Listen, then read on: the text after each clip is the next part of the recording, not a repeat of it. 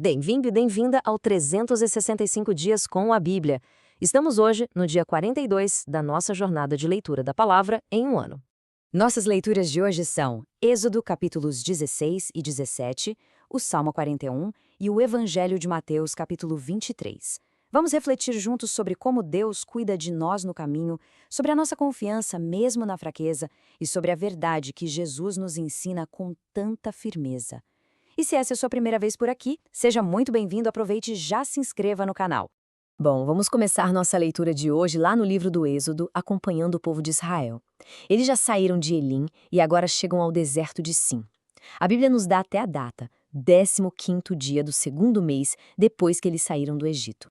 E é aqui, no meio do deserto, que a situação fica tensa. A assembleia inteira começa a reclamar, a murmurar contra Moisés e Arão. O desespero é tanto que eles dizem: quem dera a gente tivesse morrido lá no Egito. Pelo menos lá, a gente sentava perto das panelas de carne e comia pão até não aguentar mais. Vocês nos trouxeram para esse deserto só para matar todo mundo de fome? E qual é a resposta para essa reclamação toda? É a fidelidade de Deus. O Senhor escuta e diz a Moisés: eu vou fazer chover pão do céu para vocês. E acontece exatamente assim. À tarde, o acampamento fica coberto de codornizes e de manhã aparece o maná, o pão do céu. Uma prova clara do cuidado de Deus. E com esse pão do céu vem também um teste de confiança. As instruções eram bem claras, cada um devia recolher só a porção de um dia, nada de guardar para o dia seguinte. Já no sexto dia, eles deveriam recolher o dobro, porque o sétimo dia, o sábado, era para o descanso. Uma grande lição sobre obediência e sobre consagrar o nosso descanso ao Senhor. A caminhada continua, e o povo chega a um lugar chamado Rafidim. E lá vem outra provação. Falta água. E de novo, eles se voltam contra Moisés, quase que exigindo: dê pra gente água para beber. Moisés então pergunta: por que vocês estão discutindo comigo? Por que estão colocando o Senhor à prova de novo? A pressão é tanta que Moisés clama a Deus com medo do que o povo pudesse fazer com ele. E a resposta de Deus vem com uma ordem que parece impossível. Passe na frente do povo, pegue a sua vara e bata na rocha, lá no Monte Horebe. Dela vai jorrar água. Moisés obedece, e na frente de todo mundo a água brota da pedra e mata a sede do povo. E a providência divina não para por aí. Logo depois, Israel precisa enfrentar um inimigo, o povo de Amaleque. Enquanto Josué comanda a batalha lá embaixo, Moisés sobe no alto da colina. Com a vara de Deus nas mãos, ele começa a orar. E o incrível é que o resultado da batalha dependia disso. Quando os braços de Moisés estavam erguidos, Israel vencia. Quando ele cansava, o inimigo avançava. Por isso, Arão e Hur ficam ali, um de cada lado, segurando os braços de Moisés até o pôr do sol, garantindo a vitória. E essa sede de água que a gente viu no deserto, ela nos leva a pensar numa sede ainda mais profunda, a sede da alma. É sobre isso que fala o Salmo 41. O salmista começa com uma das imagens mais bonitas e fortes da Bíblia. Assim como a corça suspira pelas correntes de água, a minha alma suspira por vós, ó meu Deus. Que sede profunda, né? Um desejo de estar na presença do Deus vivo, de poder ver o seu rosto. Mas essa sede vem acompanhada de uma dor muito grande. O salmista diz que suas lágrimas são seu alimento dia e noite, enquanto os outros zombam e perguntam: onde é que está o seu Deus?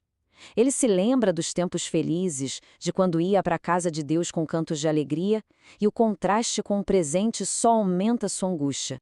Mas mesmo no fundo desse poço de tristeza, a alma encontra forças para dizer a si mesma: por que você está assim tão triste, ó minha alma? Espere em Deus, porque eu ainda vou louvá-lo. É um ato de fé incrível, uma teimosia da esperança que se agarra a Deus como sua rocha e salvação, mesmo quando tudo parece perdido. Agora a gente chega ao Novo Testamento, e o tom muda. Vamos ouvir as palavras muito firmes, muito diretas de Jesus no Evangelho de Mateus, falando sobre a verdade e a hipocrisia. Jesus se vira para a multidão e para os seus discípulos e começa a falar sobre os escribas e fariseus. E ele faz uma distinção que é fundamental. Ele diz: façam e observem tudo o que eles disserem a vocês, mas não imitem as suas ações, porque eles falam, mas não praticam. E aí Jesus começa a descrever, na prática, O que é essa hipocrisia? Ele diz que eles colocam fardos pesadíssimos nas costas dos outros, mas eles mesmos não movem um dedo para ajudar. Tudo o que fazem é para aparecer, para serem elogiados, adoram os primeiros lugares nos banquetes, os assentos de honra nas sinagogas e amam ser chamados de mestre. Então Jesus vira a lógica do mundo de cabeça para baixo. Ele apresenta o verdadeiro princípio do reino de Deus.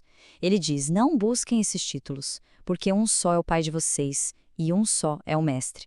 O caminho é ao contrário da exaltação própria. O maior entre vocês deverá ser servo. E a regra é clara: quem se exalta será humilhado, e quem se humilha será exaltado. A partir daqui, as palavras de Jesus se tornam ainda mais duras. Ele começa uma série de advertências. Ai de vocês, escribas e fariseus hipócritas, porque vocês fecham o reino dos céus diante dos homens. Vocês não entram, nem deixam entrar os que gostariam. Jesus os acusa de usar a religião para explorar as pessoas e de serem guias cegos, que dão mais valor ao ouro do templo do que ao próprio templo. Depois de mergulharmos na palavra, vamos agora ouvir o que nos diz o Catecismo da Igreja Católica nos parágrafos 337 a 349, como uma síntese da fé que a Igreja vive e nos transmite. O Catecismo começa nos lembrando de algo fundamental: a beleza do mundo que a gente vê. Deus criou tudo com uma riqueza, uma diversidade e uma ordem incríveis. E cada coisa que existe, desde a menor até a maior, tem a sua própria bondade e reflete um pouquinho da sabedoria e do amor infinito de Deus. E existe uma harmonia em toda a criação, uma ordem que vai do menos perfeito para o mais perfeito. Todas as criaturas dependem umas das outras e todas são amadas por Deus. E no topo dessa criação, como ponto culminante, está o ser humano. Fomos todos criados pelo mesmo Deus e a nossa existência aponta para a glória dele. E qual é o ponto alto dessa obra da criação? É o sábado. Ele é o fim, a coroa de tudo que foi feito. A criação inteira foi feita com um propósito: o dia do descanso, do culto, da adoração. Por isso, o Catecismo nos diz essa frase tão bonita: o culto está inscrito na ordem da criação. Viver os mandamentos é, no fundo, viver em harmonia com essa ordem que Deus pensou. Mas a história não para no sétimo dia. A nossa fé nos apresenta o oitavo dia, um novo começo, o dia da ressurreição de Cristo. Se o sétimo dia fecha a primeira criação, o oitavo inaugura a nova criação. A obra da redenção é ainda maior que a da criação. É essa nova vida em Cristo que dá o sentido pleno e definitivo à primeira criação, superando-a em glória. Que jornada intensa a nossa de hoje, não é? Nós caminhamos pelo deserto em Êxodo 16 e 17, sentimos a sede da alma com o Salmo 41, ouvimos a verdade de Jesus em Mateus 23 e contemplamos a glória da criação com o Catecismo, nos parágrafos 337 a 349. Se essa leitura fez bem ao seu coração hoje, se inscreva aqui no canal para a gente continuar essa caminhada amanhã.